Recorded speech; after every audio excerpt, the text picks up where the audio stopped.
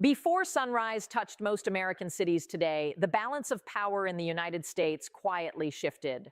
There were no flashing alerts, no emergency press conference, no live broadcast from the steps of the Supreme Court.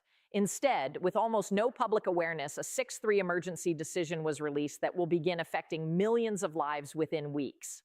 And here's the part that hasn't fully registered yet. This ruling doesn't just change a single policy. It doesn't resolve a narrow legal argument. It reshapes the very way constitutional rights are enforced in this country. Whether people realize it or not, the legal foundation they've been standing on for decades moved overnight.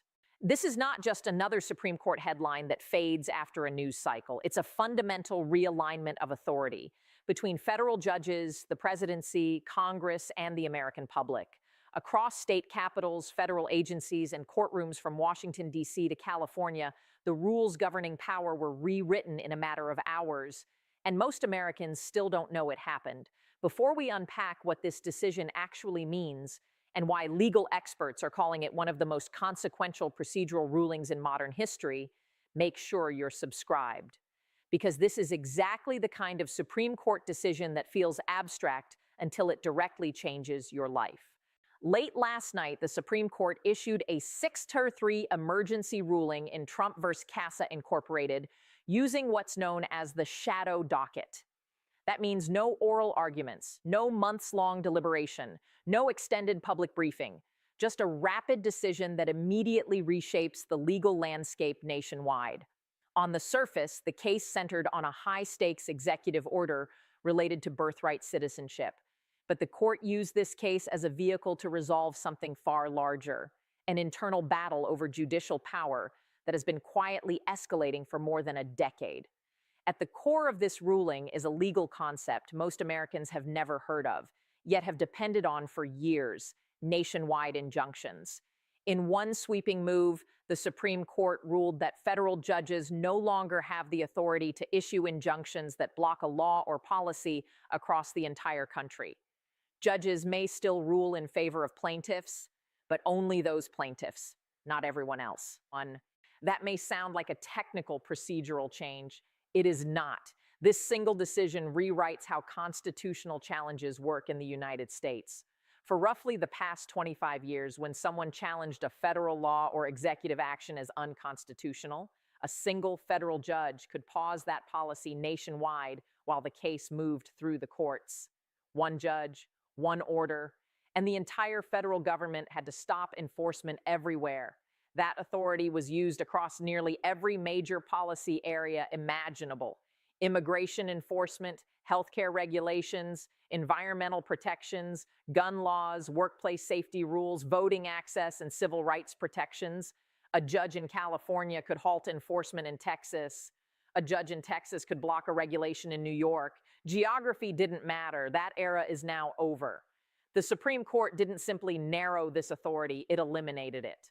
According to court filings reviewed this morning, there are currently 68 active nationwide injunctions affecting everything from prescription drug access to election administration and labor protections. Under the new framework announced last night, many of those injunctions could unravel within the next 60 to 90 days as lower courts scramble to revise or dissolve their orders. And the timing could not be more volatile. The country is barreling toward a major election cycle with fierce battles underway over immigration, healthcare access, civil rights enforcement, and voting rules.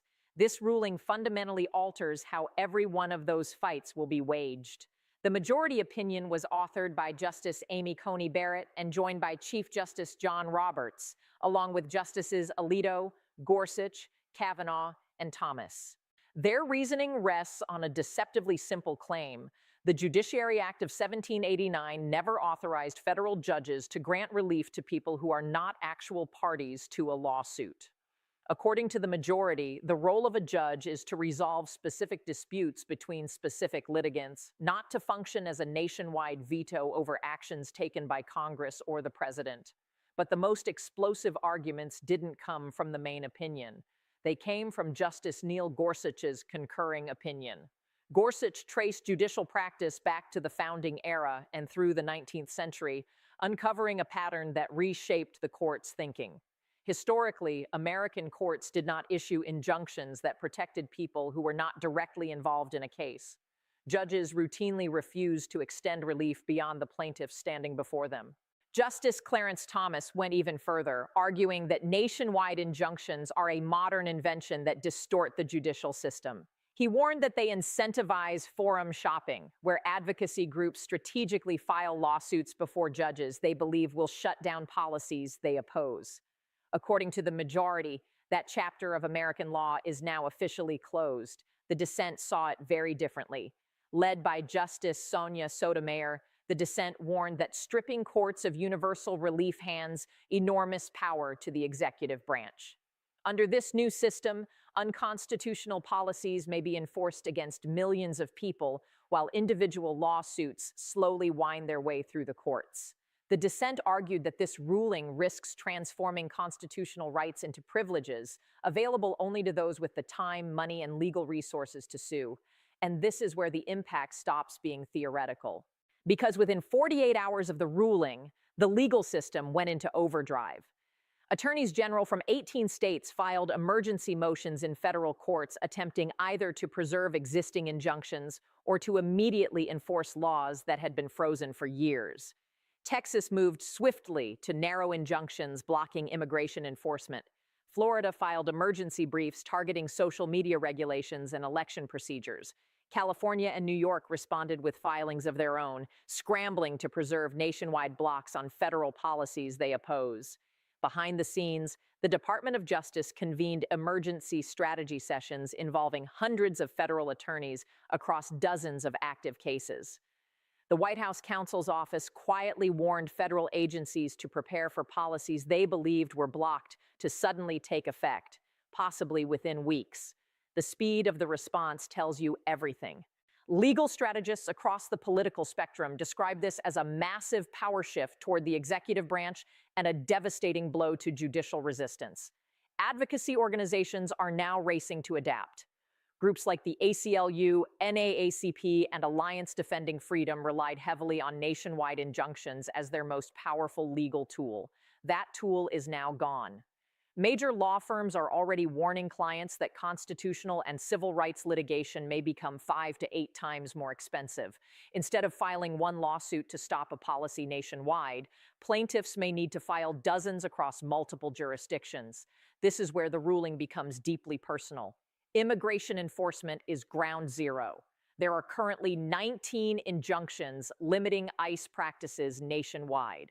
Under the new rules, those protections may only apply to specific plaintiffs in specific districts. Immigration enforcement could now vary dramatically depending on where someone lives. The same is true for gun regulations, healthcare access, environmental protections, workplace safety standards, and voting laws. Your rights may now depend on your zip code. The United States may be entering an era where federal law exists uniformly on paper, but is enforced unevenly in reality. One constitution, one federal code, but fragmented protection.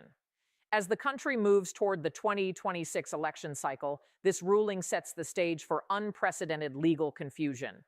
Election officials are already warning of nightmare scenarios where voting rules vary not by state law, but by federal court geography.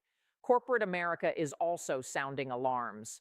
Multi-state companies now face the prospect of complying with different federal rules in different regions of the country. Banking, healthcare, technology, and pharmaceutical industries are warning of massive compliance costs and regulatory uncertainty. Early estimates suggest this legal fragmentation could cost businesses tens of billions of dollars annually. But this story goes even deeper. This decision is part of a broader Supreme Court strategy that relies heavily on the shadow docket, where high-impact rulings are issued without full briefing or detailed explanation. By using emergency orders to reshape the law, the court is asserting control over lower courts in ways that would have been unthinkable just a decade ago. Critics warn this creates a chilling effect where judges hesitate to block even clearly unconstitutional actions out of fear of swift reversal. For civil rights advocates, the implications are profound. For decades, broad injunctions were a primary tool used to dismantle systemic discrimination. Now, courts may only protect those who sue, leaving countless others exposed unless they file their own cases. Justice Ketanji Brown Jackson described this as an existential threat to the rule of law, warning that it creates zones where constitutional protections effectively do not apply. The Supreme Court's 6-3 emergency ruling in Trump versus Casa Incorporated did more than change a legal procedure. It redefined what protection means in America. If your right to vote, to equal protection, or to due process only exists when you personally have the resources to sue, those rights begin to resemble privileges rather than guarantees. We are now entering a new era of American law.